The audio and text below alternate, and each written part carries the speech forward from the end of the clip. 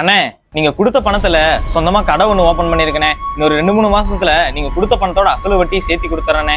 நான் வந்து வட்டிக்கு உனக்கு பணம் கொடுக்கல, நான் உனக்கு உதவி பண்ண மாதிரி உங்ககிட்ட வேலைக்கு வராங்க பார்த்தியா, அந்த பசங்களுக்கு நீயும் உதவி பண்ணணும். அது போதும் எனக்கு.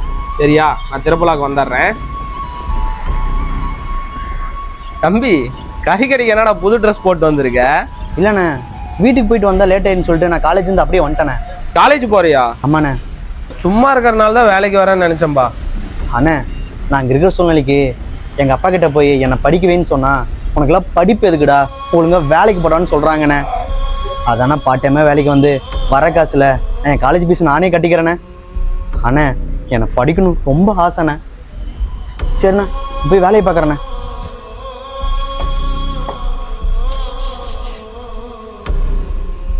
அண்ணே, உள்ள வேலை முடிச்சு நான் கிளம்புறேண்ணே. சத்தி, நாளையிலேருந்து வேலைக்கு வராத. அண்ணே, நான் ஏதோ தப்பு பண்ணிட்டேண்ணே. தப்பும் பண்ணலடா, உன் காலேஜ் ஃபீஸ் எல்லாம் நானே கட்டிக்கிறேன்டா. எங்கள் சொந்தக்காரங்க கூட எனக்கு உதவி பண்ணலண்ணே. அது கூட என்ன, எங்கள் அப்பா அம்மா கூட வேலைக்கு தான் போகணுன்னு சொன்னாங்கண்ணே. நீங்கள் பண்ணுற உதவி நான் எப்பயுமே மறக்க மாட்டேண்ணே. டேய், நானும் உண்மையாட்டம் தான்டா. எனக்கு படிக்கணும்னு ரொம்ப ஆசைடா. ஆனால் எனக்கு உதவி பண்ண யாருமே இல்லைடா. அப்போ நான் உனக்கு உதவி பண்ணுறேன்டா. நீ நல்லா படிடா.